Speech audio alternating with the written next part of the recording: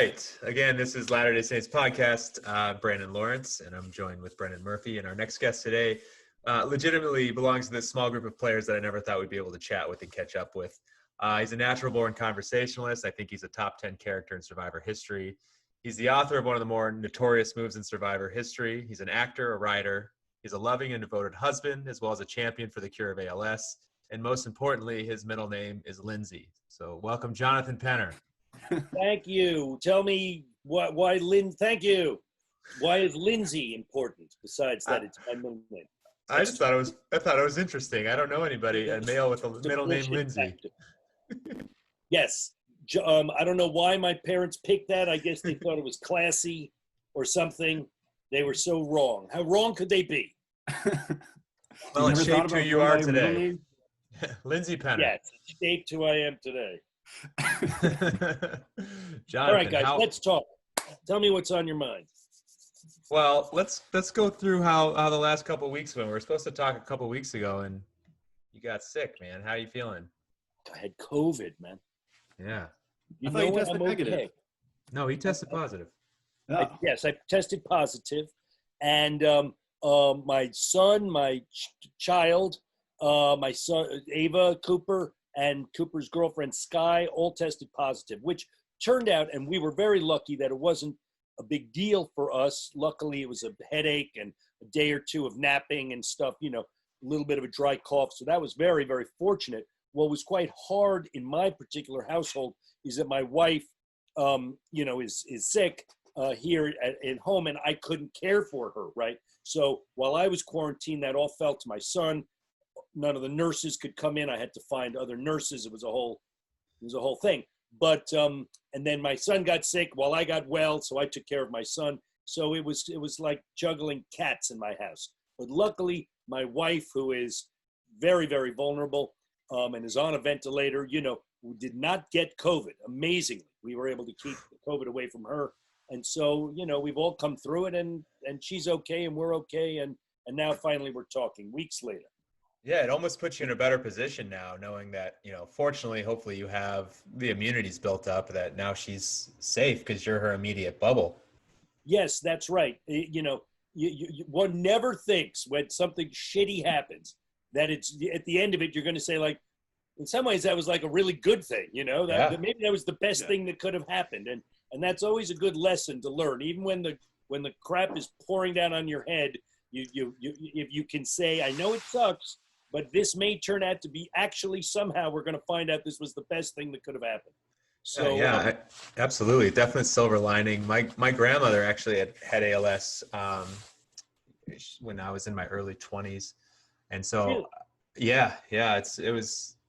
So she was this really vibrant lady who played tennis every day. She had her little social club with her ladies, and she took me and my cousins for sleepovers, every weekend. And her story was a little odd. They thought it was just her rotator cuff, and then they thought, oh, maybe you hurt both rotator cuffs, and then it kind of devolved from there. But it took a long time for diagnosis on her. But I can imagine, if this pandemic was 15 years ago, just how terrified I would be for her, kind of in your position. So that was a pretty terrifying event. I'm sorry that she had ALS. It's a terrible disease, as you have seen. Luckily for Stacy, she has now extraordinary care, which, I'm not with her right now, right? There's somebody else with her. We have care in the house. And when there's not other people taking care of her, then I take care of her, and Cooper takes care of her, so she has somebody with her 24 hours a day. And yes, luckily, we were able to keep it away from her. And so she's a little bored. She was bored while we were all quarantined. Worst things to be. Yeah, I would call from the other end of the house, so what, you're bored, who cares? You're like, shut up. She doesn't have one of those bells when she wants you to come in and talk to her? Oh, yeah. Well, she used to be able to. See, now she can't do it. She can't move her hand. Yeah. She can't even, if there was a bell that you could, like, it's like the character in Breaking Bad, who, like, the guy who, like, hit it with his hand, she can't even do that. So that's good. So I get to do all the talking for both of us, which probably drives her insane. She can't tell me to Shut up. I think she's probably used to that after the last however many decades. So. Thank you very much. Yeah, that's probably. No, believe me, she got in more than her, she got more than a word in edgewise when she could talk. She was a very, very loquacious, wonderful conversationalist, very talkative. Anyway. So let's talk about younger Penner a little bit then. How'd you guys meet? Younger Penner. Younger Penner. I'm getting rid of, hold on, I'm going to hide my self view so I can just look at you guys. Younger Penner. How did my wife and I meet? This is a great story. I'll try to do it quickly. I was acting, I acted for many, many years. Maybe I'll act again. I was acting in a movie called White Palace, which has a very good cast, including James Spader, and Jason Alexander was in White Palace before I guess he had just gotten, this is crazy, he had just shot the Seinfeld Chronicles, is what they called it. I think they did 6 episodes. It was like an NBC special show. And if I remember right, that was pre-Elaine, right? They didn't have the Elaine character, like the first season. I don't know. I mean, maybe, So I think that's what I remember. I grew up on that show. Like I know. Okay. Yeah. So anyway, he was in the movie and I was in the movie, and a lot of people, we were in St. Louis, we became good friends, he and I, because we had no one else to talk to. We're stuck in a hotel in St. Louis. And he was married, happily married. And so the story is that he had been in a play. He'd won a Tony. Jason is a Tony Award-winning musical theater performer. What? He won best performance by an actor in a lead role in a musical. Wow. Yes. He's a brilliant musical performer. And it was a show called Jerome Robbins Broadway that was him and like 40 dancing girls. Seriously. It was like a dream part. So I said, I got to meet somebody. You're happily married and I'm this schmoo who's just dating. I mean, I had a lot of dates, but I was 27 and I was acting like I was 18. I was tired of it. Brendon. Hey. So yeah. So 27. So he said, all the girls go to this bar after the show. It's like at 10:30 or 11. There's literally 40 dancing girls who go to this bar. I'll walk in with you, and if you can't get laid that night, then give up. You got no game at all. I said, fantastic, let's go. So a couple of days before this date, him and me going to the bar, he says, my wife would love to meet you. Can we have dinner first, and then we'll go to the bar afterwards? I said, of course, I'd love to meet him.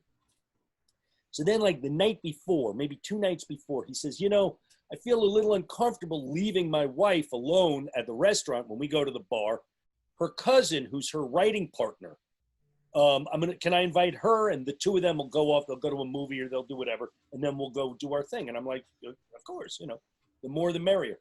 So her cousin, Dana, Jason's wife, her first cousin is Stacy, and we had an incredible dinner. And I mean, this girl, so I'm remembering the night. It was a very wonderful night. And then, so about 10:30, 10:15, Jay says, like, if we're going to go, we should go. And I'm like, I ain't going anywhere. What are you doing? You can go to the bar. I'm staying right here. Let's not break up this party, And Stacy and I have been together ever since, 31 years. That's awesome. Amazing. It's like you guys have done some work together too, right? And we worked together. Oh yeah, we did. We almost always worked together. I mean, when I was acting, I would do parts that in shows and stuff that she had nothing to do with. But when we wrote movies together, we wrote a short that Jay was in with me, and we got an Oscar nomination for that. And then we made a movie called The Last Supper that Jay did a piece in, and that led to, I guess Stacy's directed 5 movies, something like that. Mm-hmm. And I've, acted in a bunch of stuff and written a bunch of stuff. And, we've had a fantastic run, a great life together. It is kind of crazy how when you know, right? So I met my wife through a friend in a similar fashion, right? It was somewhat of a blind date. And I was actually living in Michigan at the time. She was living here in Phoenix. I was in residency after med school. And we went on our first date. It was really good. I convinced her to go on a second date with me.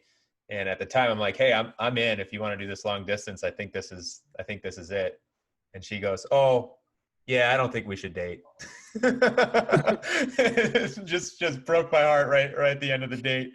And it was a number of months later, she reached back out. I was like, yeah, I think I made a mistake. I think we should do this. So it was pretty funny. Wow. I knew that. What And was it she? took her. But what was she afraid of? What happened that Well, made her say like? so apparently, so I was visiting my mom and I was using the toothpaste in her house, which was Arm& Hammer. And it was, I guess it gave me terrible breath. And that was enough for her to be like, I can't. This guy's breath's terrible. 2 dates in a row. No, that's awful. Right? Does your mom have terrible breath? She uses the same stuff? I don't know. This was just in her guest bathroom, so I have no idea if she uses it. It was just pretty funny how like months later it comes out this is the reason why, and she's kind of afraid of the long distance thing. It was like a year and a half until I would move back, and so it was just a culmination of things. But that was like one of the big parts of it, which was pretty funny. That's a hilarious story. Thank you for sharing. Yeah, no problem. To reveal yourself. And Brendon, what's your excuse? My excuse, so I moved back from Phoenix about a year ago to be with a girl. We've been dating for about a year and a half at that point, but it was long distance. So we'd see each other like once a month for like 5 days. And I was like, I bit the bullet and I was like, all right, I'll move back to Boston since all your family is there. Makes more sense. And then about 6 months after I moved back, I just got back from my friend's bachelor party and she picked me up at the airport and broke up with me on the way back. Oh, that's brutal. You were like, damn, she picked me up from the airport, man. Let's pull over. After my friend's bachelor party. You were like so ready. You didn't even want to get out of the terminal. You were like, come jump in the back seat for a minute. I got to talk to you for a second. Exactly. Believe me, we've all been to the airport after too much time away. And she's like, I really think why don't we pull over at this Denny's and let's talk. Where did she do it? In the car? In the car driving? while she was driving. Did you just ask to get out of the car immediately? So the reason why, and this is another fun part of the story, is so she just started a new job or same job, just different office. And she fell for someone at her office. So she wanted to be with him. Oh, after making you move across the country. Yeah. And guess what his name was, Brandon? Brandon. Yeah. Was it really? Brandon. Yeah. That's funny, man. That's it. I'm sorry, but you will meet somebody else. I'm not too worried about it. No, he's a nice guy. 27, yeah. And you're obviously a lovely, lovely guy. And I'm sure there are fantastic women out there right now saying, how do I get in touch with you? Yeah. I mean, there's a lot of like deer and moose in New Hampshire, so that's working for me. Deer and moose? What are you talking about? It was a joke, man. Fell flat. That's not funny. You're turning off these women who are watching right now who might like to be with you. They think that you now sleep with a moose. He doesn't. I thought you were accepting of anything. We just talked about that. I am accepting. I'm trying to get these girls who are going to be less accepting of you if you're a moose fucker. That's fatherly advice from Penner. Right? Don't be a moose fucker. You love it. Yeah, I guess that's the title of our podcast. Don't be a moose fucker. Don't be a moose fucker. Can I say? I guess kids are watching. I'm sorry, kids. I'm hearing my profane hat. Sometimes that's the only correct word. And ALS, fuck ALS. Fuck ALS, man. Fuck it. It's horrible. It's a cruel fucking disease. So that actually leads in nicely. So when I watch Survivor, there's a few moments every once in a while that really kind of catch me, right? Sometimes it's the family visits, but like in Winners at War, it was Yule when he started talking about your relationship and what he wanted to do for ALS and Stacy, and I had to pause it. I always watch it on the treadmill because that's like the only time I can actually sit and focus on a television show is when I'm on the treadmill. And I had to pause it and get off because it was like a very emotional experience just for me, with my background with my grandmother, and I'm sure it was for you too. You guys just have what seems like such a beautiful relationship, you and Yule. Yes, I think we do. I mean, I know we do. We have a wonderful relationship, and you know, a lot of years have passed. I mean, we played together Yeah. 15 years ago, 14 years ago, something like that. And we've been friends ever since, you know. And when he came to visit me and Stacy. He lives up in Northern California, and we're here in Southern California. And he said, listen, they've asked me to play again, and I only want to do it if I can use it as a platform, and I'd like to use it as a platform for ALS awareness and to help you guys, you know. And I mean, you know, I was so moved and grateful, as was Stacy, and you know, he asked our permission, and we said, of course, my God, you know, and anything that we can do. And then he came back, and the whole thing happened, and he and I and some of the folks at CBS worked very hard. They were incredible, and made sure that was in the show. And then they shot a little public service announcement, and they directed people to donate, and we raised over $500,000 for ALS, which was isn't that crazy? Just a little gesture like that. It's like how when the ice bucket challenge became a viral thing, and just little gestures like that. I think that one made like a couple million almost. And oh my God, like tens of millions. Was it really that much? Oh, like like $100 million. Holy shit, that was amazing. I loved when that was going on. Right? Yeah.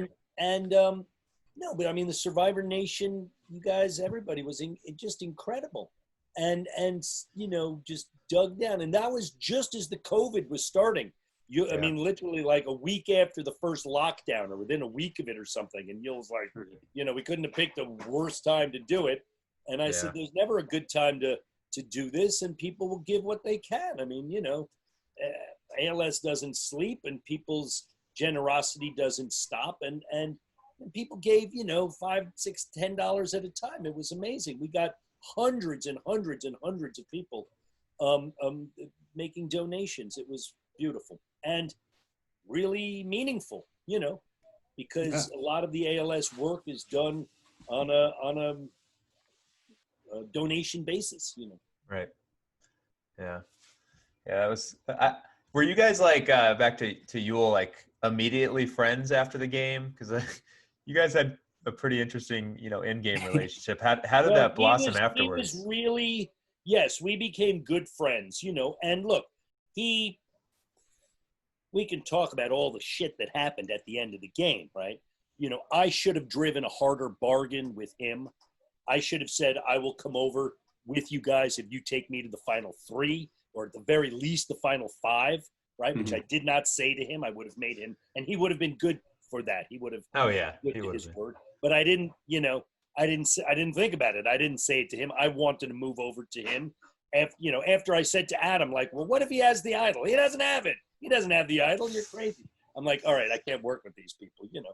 And you got to realize that things are people make decisions, you know. People are very squirrely out there, myself included. You know, I could have played it a lot more in a way that people play the game now, you know, where every vote and then you're a free agent again and you figure it out. I'm a very old guy, right? And I'm happily married. I mean, this is something that Joel kind of figured out about me, even before I figured it out. He said, you know, here's a family guy. He's obviously dedicated to his wife and his family. He doesn't want to go flopping. He doesn't want to do that. He wants to find a place where he feels comfortable and he feels safe, you know, which is really what I wanted. I was tired of it was extraordinarily stressful to be on the Aitutaki, I don't even remember, on the other tribe that I mutinied to, you know. It was very, very, very stressful experience. And so coming back to him, I thought that I was safe. I didn't drive a hard enough bargain, and they cut me off at 7, which was disappointing, but I understood it, you know. Yeah. So Yul was very, very grateful to me when I voted for him, and actually worked hard, you know, when I made that move, and he realized that he owed his $1 million and his victory to me, you know, or to our relationship, right? Yeah. And you saved the game for him and Ozzy. Yeah, and probably for the audience too. Now that, you know, right? And we'd be looking at Candace and Adam in the finals. Oh man. You know, it would have been. I don't know what it would have been. I don't know. Maybe Nate would have been there. Who knows? No, that I can tell you that would not have happened.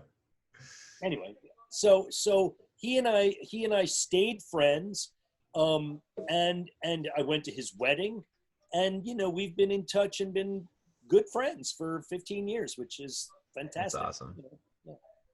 Yeah, that's great. One thing I have noticed about, obviously Brandon and I have never played the game, but even people like us, we found each other we became friends bonding over Survivor, and Survivor is a really solid community, and for the most part anyway. I think that's right. It's interesting, there are now maybe less so, right? Nobody goes on Survivor who doesn't really know what Survivor is, okay? And there are real students of the game who go out there, almost everybody. You can watch every episode. You can read about every episode. When I first played, you couldn't do that. In fact, you could only get, you'd have to buy online bootlegged copies to watch Yeah. the seasons, even to bone up, and there were just the beginnings of sort of Survivor chat rooms and things like that. So I didn't know that much about it. I'd only started watching a season or two before I played. I had started watching the game before I was asked to audition. But, I was out there with people who literally did not know what Survivor was. Flick a Flame, folks that they find online. She's very nice lady, right? She's nice, okay. But she's like, I don't know what the fuck this is. What am I, what is this? And I'm like, this is a game. There are people playing a game right now all around you. And if you want to, you can be one of the people playing, And if not, let me play and I will, let me take care of you. That didn't work out and I had to, get rid of her, or she wanted to get out because it was way too stressful. She really was not enjoying herself out there. Yeah, her and Cowboy were two peas in a pod. It was very intense, but again, the at that point, I don't know how it is now, but they would go looking for like strange sports stars. They found Yao Man because he was a ping pong champ. He really? played ping pong, with his daughter or something. The exact story, but he was a ping pong player. And Flicka was a roller derby player, Mm-hmm. So you get, so they have these folks that are out there as characters, essentially. They know not everyone's going to go deep into the game. So they want some interesting color for the first half of the game, essentially, cannon fodder. Mm-hmm. And so what you find is that, you're playing with some folks that you would, you can't even understand. Why are you out here? Or why didn't you learn how to swim? Or why don't you know how to make a fire? Or what, I mean, have you ever heard of the game? And they hadn't. They really hadn't. Now, as I say, there's less of that. But it's amazing TV though when one of those cannon fodders ends up being a Yao Man, and ends up playing really well. Like Earl never had watched the show, so if we go back on that season as well, like the two of them going to the final, I think 4. It's pretty amazing. Right? Yeah. Fantastic. But that's like the power of, someone who can go in wide-eyed and say, what is this? Have that experience and behave in a way that is genuine to themselves. And that's really appealing and powerful. A guy like Earl, who seems like a genuine heroic type person, like Yul, a very calm, cool, collected, what you see is what you get. His heart is absolutely in the right place and visible to you. That's a very appealing person. That's somebody you're hoping will win and you hope you can help win, For sure. Absolutely. So between your, taking Micronesia out, but the two moves. So if you could go back and say, I'm not going to mutiny, or you can go back and say, yeah, Lisa Welshel, I'll go to the Final 4 with you. Which one would you pick? Which one of those two? Yeah. Well, I would pick the Lisa Welchel choice. I think you had that game. I would have won that game. Yeah. I would have won that game. Is that what keeps you up at night? The other one I probably wouldn't have won. I mean, I just wasn't liked or likable enough. That's the truth. You know what I mean? Okay, so, we can play out that scenario. I wouldn't have mutinied. Maybe Candace would have. I wouldn't have. Maybe we could have found within ourselves to beat them. But if we hadn't, you're probably next to go. No, Ozzy probably would have been next to go. Oh yeah, he wasn't really in with them yet, right? He really would have been next to go, I think. Boy, that would have changed history. That would have changed everything then. But maybe not. Maybe Sundra would have said, "Are you guys crazy? We got to keep Ozzy. He's helping us to win. Penner is old. I mean, I was a pretty good athlete at that point. I was not Ozzy. I'm not saying I was, but I wasn't a drag on the. You were always kind of deceptively good at the challenges, right? So I wasn't a drag on the tribe. I'd like to think that me and Becky and Yul would have said, "No, Sundra, this is what we're going to do. Please vote with us." Then the merge would have happened. It would have been tough. It would have been tough for me to go far. But the real truth is, if I hadn't mutinied, then I wouldn't have gotten invited back. And if I hadn't gotten hurt, I wouldn't have been invited back to make the correct move, which is to say to Lisa, "Yes, I'll go with you." Now, the reason I didn't say that to her, and I really liked Lisa and still like Lisa, she was going to be the next to go, okay? And I didn't want to lie to her. I didn't want to make a commitment to her that I believed was going to be a lie, because we would have voted her out and then I would have deceived her, you see? So that's why I said, let's put a pin in it, or let's think about it, because I thought we were voting for her next. Terrible mistake. Yeah, I feel like you get this kind of bad rap of being more deceptive or more squirrely than you actually were, because other than that very first mutiny, you played it like just very straightforward kind of the entire rest of your arc as a player. Yeah, and you're just a conversationalist.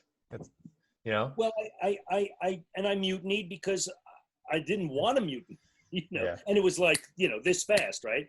Yep. You had 10 seconds. That was crazy. And I wouldn't have done it. I never would have done it. But Candace, who was the closest thing to an ally I had, did it. Yeah. And then I saw the numbers. Yeah. We went from 6 to 6. All of a sudden, we were 7 to 5. I knew that Yul and Becky were a lock together. Ozzy didn't want to work with me. I mean, I have no problem with Ozzy, but he and I were never close, And Sundra was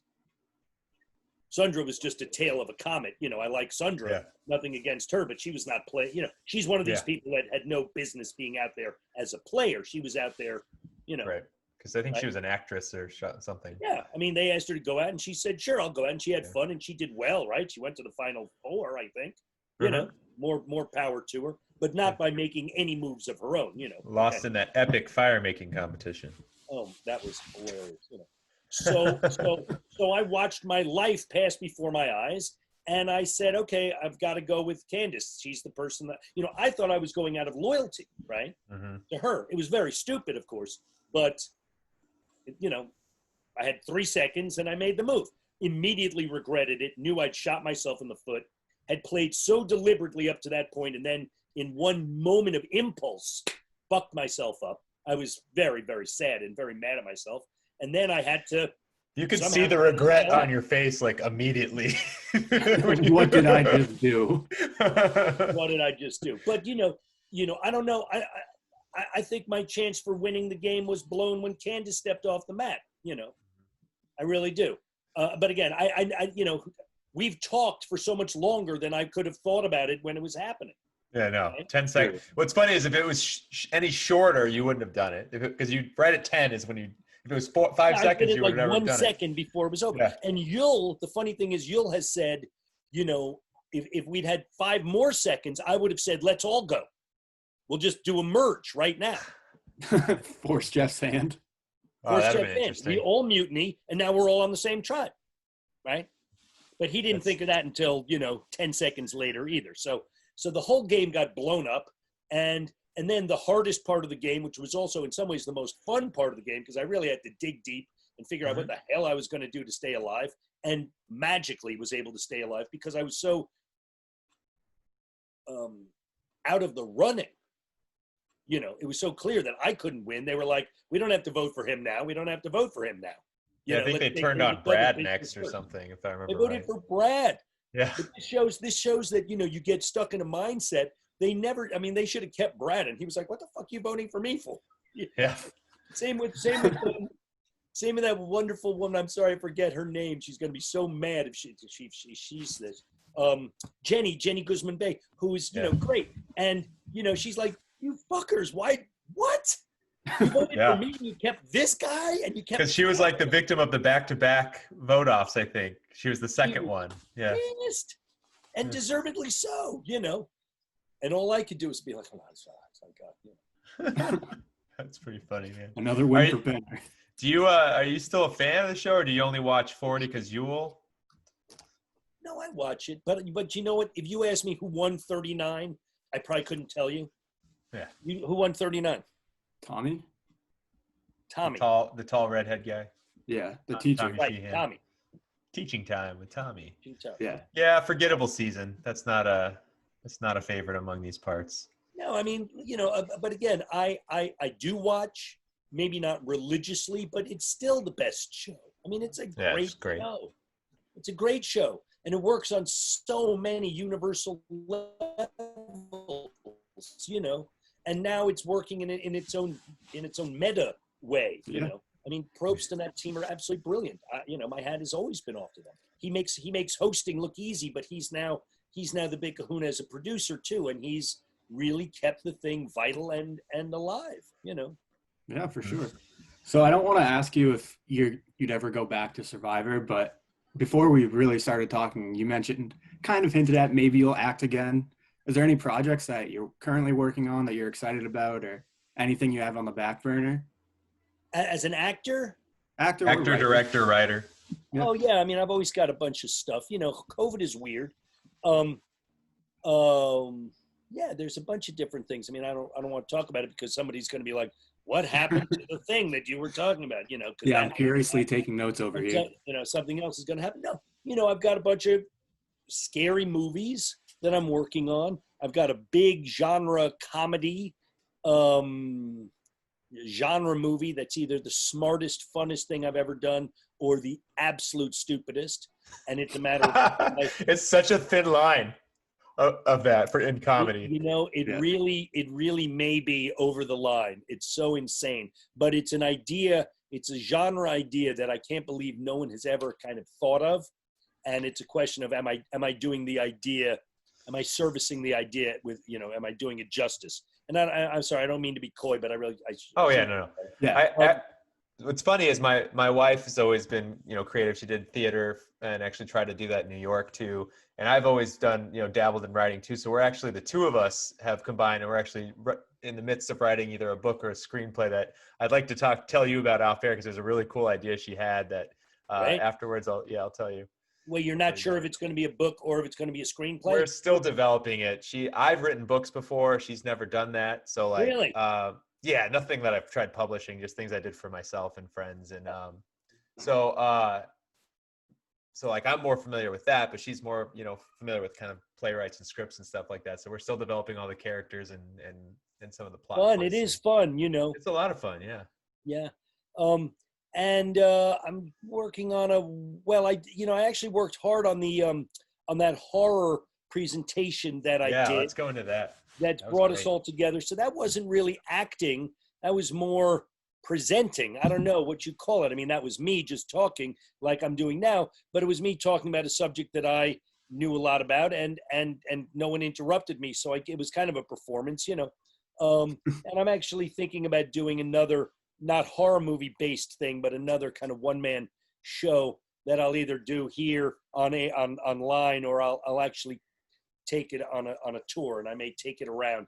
I have a fantasy about doing a road trip and performing live for people again, which I'd love really to do. cool.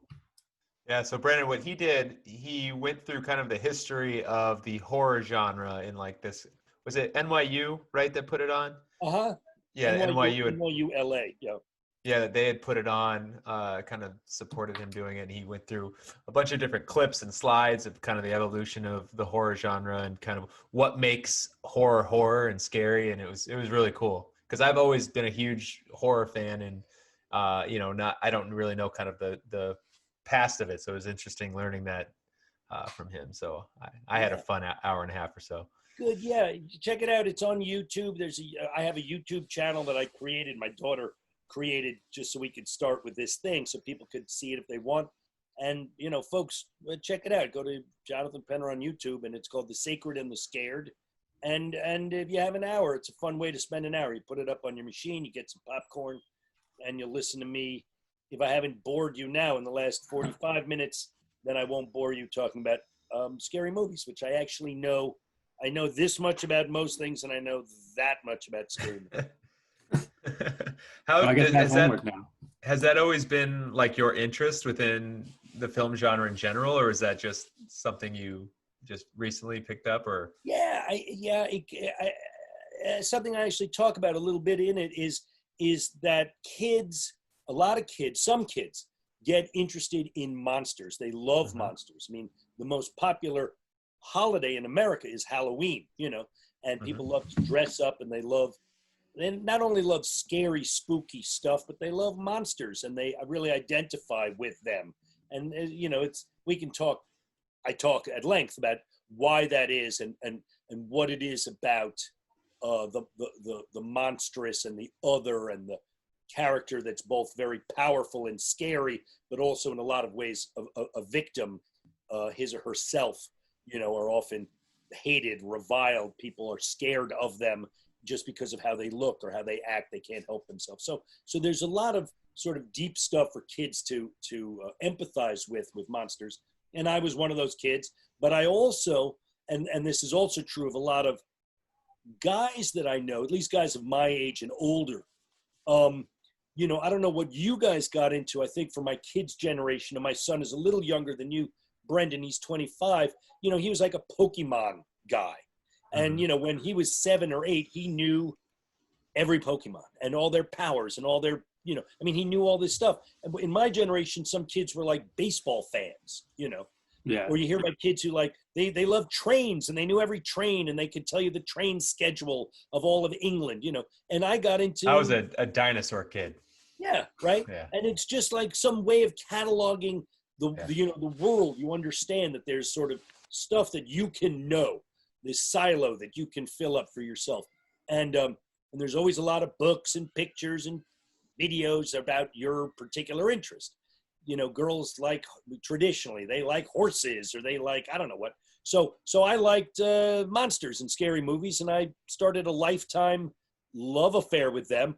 It's a little, I don't think it's embarrassing, but it's, I was thinking about this.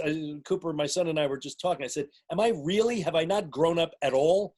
I mean, I started loving horror movies when I was 8. I'm now 58, and I'm still talking about them. Isn't there anything else worth effing talking about, that I know about? And I don't know what that is.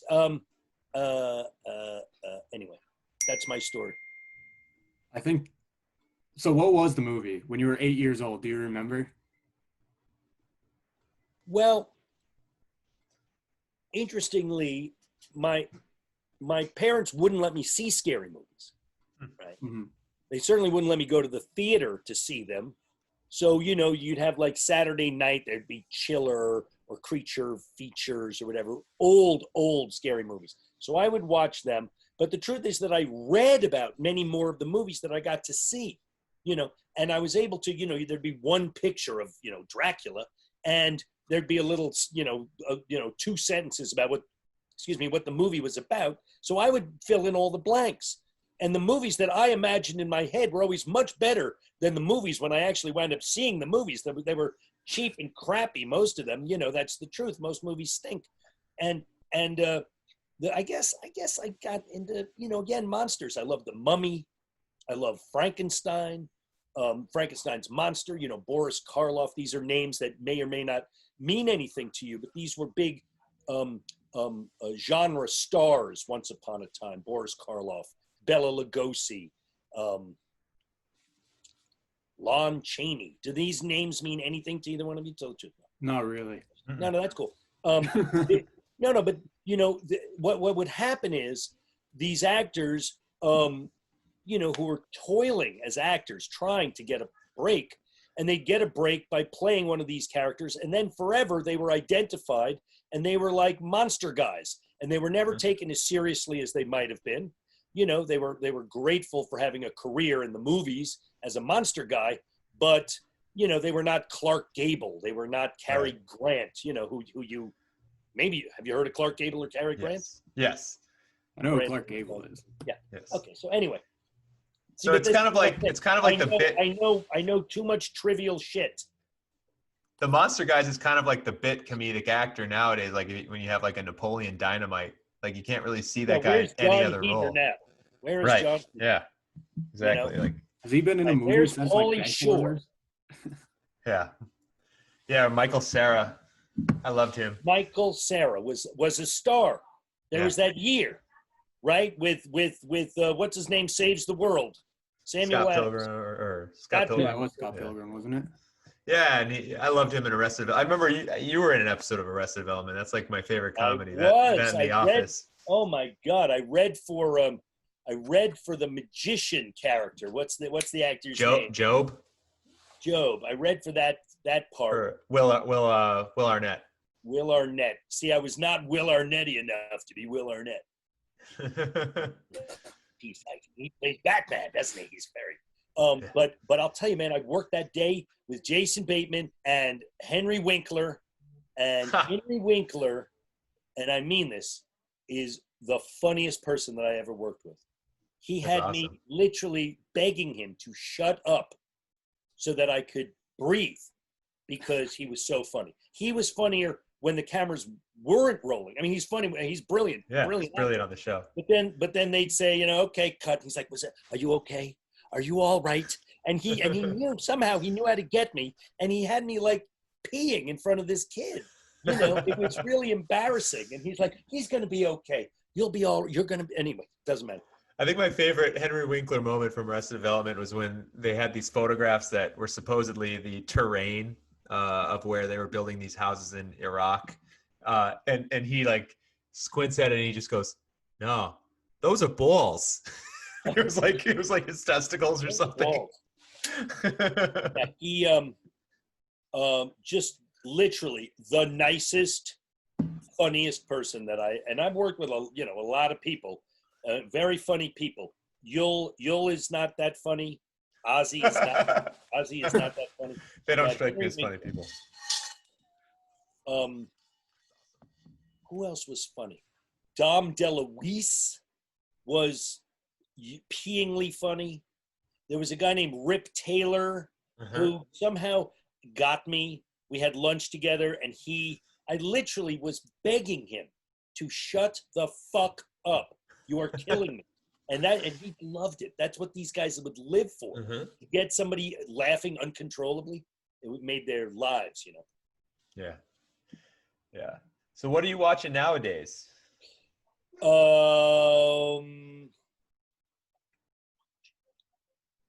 a good question. Movies mostly these days. In the age of television, you're watching movies. Yeah. I mean, we watched, I don't know, we don't love series somehow. I read aloud every night to my wife. That's really nice. In fact, the next book that I read, I'm going to try to record it somehow. And so that folks who are locked in with COVID can have somebody reading aloud to them, I'd listen to a Jonathon audiobook. What genre of books do you like? Thanks, Brendon. I like anything. I mean, a good story, we're not real. Well, like I read to her, right now I'm reading the Neapolitan novels by Elena Ferrante, which HBO did a series. Maybe you've seen them. I haven't seen them. My Brilliant Friend was the first season, shot in Italian. Again, I haven't seen them, but the books are extraordinary. Extraordinary story of just these two girls who are friends in post-war Italy. It may not sound exciting, but I can't stop reading them. We've read 1,300 pages of this this four novel set. Amazingly good book. Before that, we read a new book called Deacon King Kong. We read The Nickel Boys. We read The Underground Railroad. These are all relatively new or recent novels. I read Rebecca, which is an old book. I read Jude the Obscure, which is an old book that Stacy wanted to hear again. We read the new Thomas Harris book. Do you know the guy who wrote Silence of the Lambs and Red Dragon? He wrote a I read all those. Hannibal Lecter book called Carrie Mora, which we enjoyed a lot. I don't think it's as good as his. I don't think it's as good as Red Dragon or Silence of the Lambs, but his bad books are great. He writes amazing. Yeah, Hannibal. Or that. What was his last one about Hannibal's childhood? Hannibal Rising. Yeah, I wasn't a fan of that one. But the other two books were amazing. Yeah. Amazing, right? Red Dragon. Red Dragon's probably the best. It's amazing, fantastic.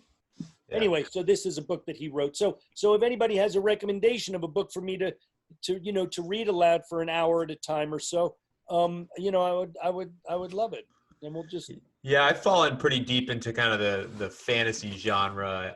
I started that in college actually when I found Game of Thrones. Yeah. So I was like well before the series, and I'll read a couple of those and I'll kind of stray into something else, but then I always kind of go right back into this genre. It's just it's the thing that kind of catches my attention for the longest. Yeah, I'm less of a fantasist.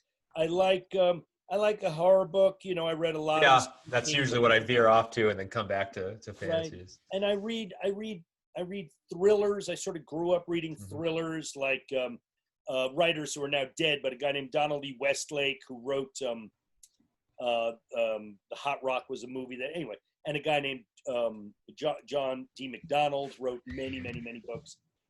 Just like Page Turner kind of thriller books. Yeah, exactly. I'm a big Dean Koontz fan. What?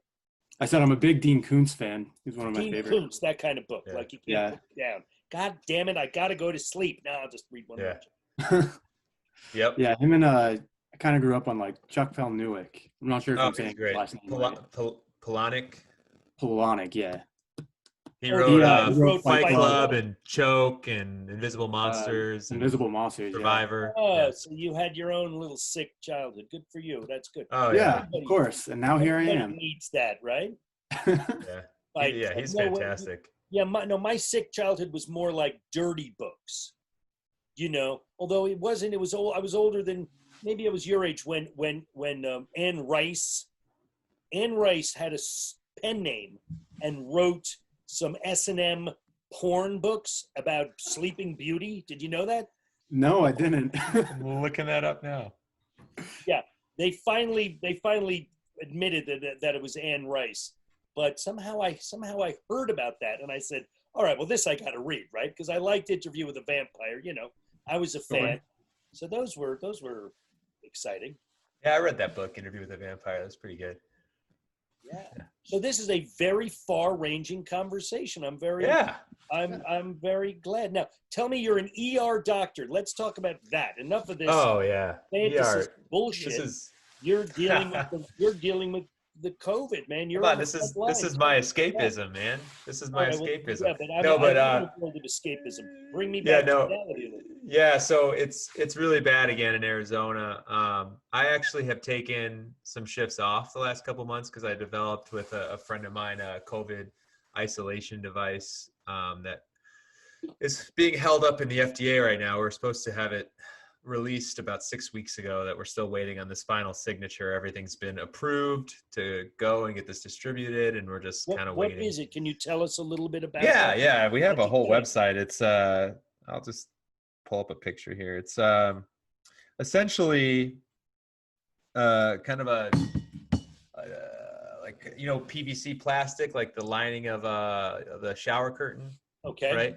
So it's a little negative pressure chamber, because when you have these patients, you need like negative pressure rooms if you're giving them any sort of aerosol generating procedure. So whether that's, a nebulized albuterol inhaler, putting them on BiPAP or CPAP, or intubating them, even if they're actively coughing, expectorating, they should probably be in a negative pressure room. So we developed this device that they can sit in while kind of getting these procedures, or while they're waiting to see what their COVID status is. And we got 10,000 units just sitting waiting. So wow. We have a ton of people that are interested, and sounds like it. I'm very impressed. Yeah, I'm trying to find an actual picture of it on the website that's not. Did your 4-year-old help you make these as well? Before we started filming, he told us that his 4-year-old was helping him make a pickler triangle. So this, let's see if you can kind of imagine. Well, that's our animated drawing. It's not that great. But anyways, it's a collapsible unit. So like when they're done with it, you collapse it, put it back in the box and wait for them to need it again. They can sit in it for hours if needed, and like so for transportation and that sort of stuff. And it's just hooks right up to wall suction and oxygen in a hospital and an ambulance rig. And yeah, Sounds brilliant. It sounds like everyone's like, why didn't I think of that? Of course. What a great idea. It's supposed to be a pretty big deal, but we're just kind of held up here. It will be. Yeah, it will be. And then you can help me and Brendon in the future. Yeah. So we're don't forget your friends, you know. So I've been having a lot of meetings on that with distributors and hospital systems, but I've also obviously I've been working as well because I got to pay the bills somehow. But so it's got really bad again here in Arizona. Our numbers are where they were during the first wave, and our hospitalizations are peaking, and our cases are higher than they were the first time around. I do think people are a little either this has changed and people are a little less sick overall comparatively, or took most of the people that were really at risk the first time, and this is kind of what we're left with. One or the other, I don't know. So just kind of waiting for this wave to pass and kind of do what I can for people at work, and hopefully we can get this device out to really help the healthcare workers and the other patients. Because we just had this lady actually that she was admitted a number of weeks ago for really bad valley fever, right? You don't normally have to admit people for valley fever, but she was a pretty bad case. So she was in the hospital for 2 weeks, got discharged, was only home for 3 days, came back with like just profoundly low oxygen levels, ended up testing positive for COVID. So she got it while in the hospital. And this is like one of those things that if you have this, thing that we're working on, I'm like, this would have saved this lady coming back in the hospital. It's just, sucks. Yeah. You don't want to go in you got to go in the hospital, but the rest of us don't want to go in the hospital. If you can avoid it, avoid it, right? At all costs, because that's where you're going to get sick, I mean, you don't want to hear that, or it's, you don't want to have to talk about that, but that's, in the world of ALS, it's always like, if you can avoid sending your wife to the hospital, do not send her to the hospital. Yeah, exactly. It's a shame. Well, good. Congratulations. And thanks. So it's been a nice. Also, I've never been kind of down that path with work. Is on the kind of the development management sort of side. I've always just been, I just go to my work, do my job, and go home and do my thing. And so it's interesting, kind of having another pathway that if this is successful, it's something that I can do for other people that are have a cool idea. Is getting this kind of through the FDA process. It's now something that's under my belt. Absolutely, and you'll be a little incubator. People will come to you, and when you go to sell something, then they'll take you much more seriously because you've already got a track record. That's fantastic. So I wish you, the best with that. Yeah, thanks. Appreciate it. Yeah. Soon. Hopefully it all comes together soon, Brendon. That's the idea. It would have been nice if it was 6 weeks ago to help so many people, but what can you do? Oh, yeah. We're gonna be Monday morning quarterbacking this event forever. Mm-hmm. I mean, honestly, there's going to be stuff coming out. The woulda, shoulda, coulda. Speaking as someone who lives with a little woulda, shoulda, coulda. I at this point I've forgiven myself for the mistakes that I've made in my life as well as in Survivor. Those were just the ones that were on TV. Yep. That cost me $1 million. But yeah, there's going to be. The Trump presidency certainly, and the COVID response, and how, wait a minute, we're America with the greatest medical infrastructure, with the most money, with the most possibilities to do all these things. This was our response. I think that's going to be really, really interesting. Yeah, history is not going to be very kind to us. No, I don't think it is going to be 20 years from now. No, I don't. I think you're right. And so that's, and the question is, will we be humbled? We're looking at a guy, a situation now. I don't mean to get too political, but there are these two kind of attitudes warring. You're a parent, and you teach your kid. On the one hand, you teach your kid like never take no for. If you want something, you fight for it. And you fight for what you know is right, or fight for yourself, or you stand up for yourself, all those things that we teach our kids. and you also teach your kid. You try to teach your kid to be gracious, a good loser, accept the facts, move on, pick yourself up, dust yourself off. You got knocked down, get back on the horse. And these are right now. These two philosophies are coming up against each other in a way that there is no gray area. It feels like. There's a difference though between teaching your kids not to take no for an answer, but like he's probably never even heard the word no in his life until now. I think So that's it's like a very, very good point. He's never heard the word no.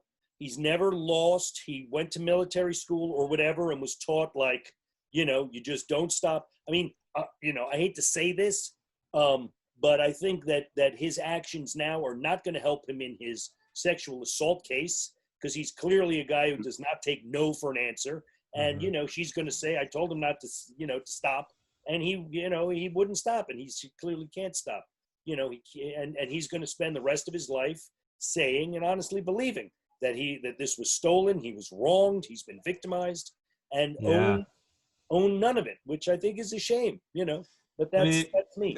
And the scariest part is now they have this echo chamber in that I don't know if you've seen the Parler. Are you familiar with Parler? I've not been on it, but I've heard of it. I won't go on it either, but it's just an echo chamber now of people saying that they should, secede from the United States. Texas should be its own country, and it's just crazy that people believe that. Texas was its own country. Yeah. They want a civil war. They think it's bad now. Try having a civil war. Yeah.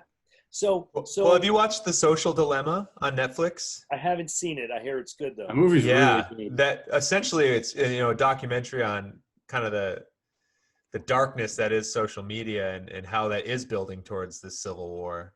Well, the algorithm that pulls you down your rabbit hole, right? Yeah, it's scary. It is scary, and there may not. I mean, listen, I'm not for civil war. I hope we can all get along. I'm hoping that people can accept, that the defeat was a fair and honest one, in the same way that Hillary Clinton's defeat was a fair and honest defeat when that happened. Well, that's the crazy thing is like he's contesting Michigan. Hillary lost by 10,000 votes in that one. He lost by 150,000 votes. Like it's not even close. But Hillary was trying to cheat, or Hillary's a loser, and and because if he concedes, then he has to sit and think and sit in his own loss, which is the only way that you can learn from anything. Right. The only stuff that you learn from is hard stuff. Mm-hmm. And he doesn't want to learn. He doesn't want to accept it. He doesn't want to concede and acceptance. I think, so he's not going to. So he doesn't have to, and he doesn't have to learn anything. And he can sit here and say, "You guys victimized me, and you're the bad guys, and I'm a good guy." And end of story. What I'm truly happy with, though, is that since the beginning of November, the biggest scandal, if you will, that the Biden campaign has had is a fractured ankle. Exactly. Let that be. I'm really looking forward to a boring, competent, moderate to progressive move to the future.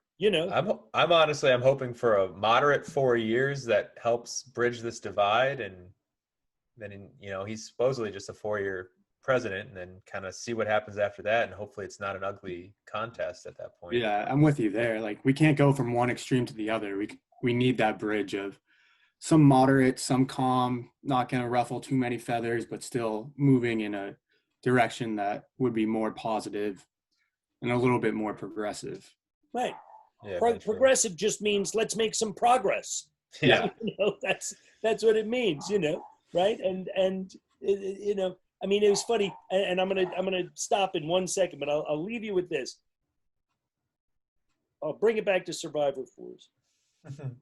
Dealing with Jeff Kent, right, who was never my favorite person, and I was never his favorite person.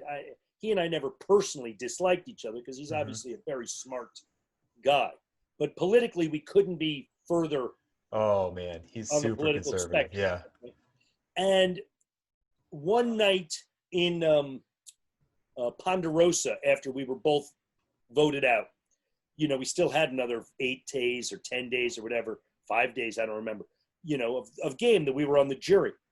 So at one point, Abby Marie, who was also voted out and who was, a Brazilian, said, like, I don't quite understand, the 2-party system. In Brazil, we have 17 parties. You guys seem very similar. The parties seem kind of similar. What is the difference between the Republicans and the Democrats? And I said something like, well, the Democrats are trying to be a little more progressive, right? We're trying to go for greater rights, greater inclusivity, less division between the classes, equal rights, give the gays the right, gay people, anybody, adults, the right to sleep with anybody they want to sleep with if they're not hurting anybody, blah, blah, blah, blah, blah. And conservatives want to conserve the way it was. They want the good old days, make America great again, and like great for white people, white men had it great and everybody else kind of didn't have it so great. Okay. So he said, yeah, you guys, I can't disagree with anything you're saying, but you guys just want to do it too fast. Why in such a hurry to give everybody their rights? Why in such a hurry to change everything? That was his take. Oh, Jeff. And I said, because they deserve their rights. People who are living in shit don't want to be in shit. See that you have something and they don't have it. They want it, and can we even the playing field a little bit? His exit speech, though, when he was voted off, was so classic. When he said something to the effect of, "Oh, I'm not going to win $1 million, but that would have been like 500,000 anyways after Obama took it all."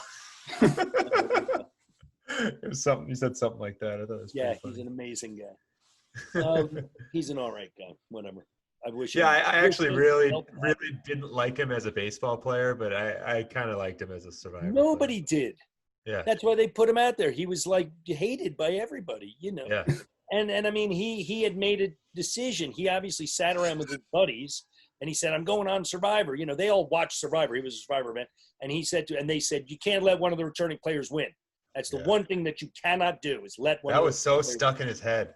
Yeah. One of my biggest fears, if I ever do apply and play, is being the guy that just doesn't recognize the athlete. Because I'm always big into sports and but I'm a huge sports nut. It's I'm like, would I ever look at someone and just be like, I can't figure out who that is? When we arrived after the game, he of course did not fly with us. He flew first class. He upgraded his own ticket. We were all like, "Where's Kent?" And they're like, he went and flew first class. I still didn't know who he was. That's awesome. My wife, who met me, he had already gone past.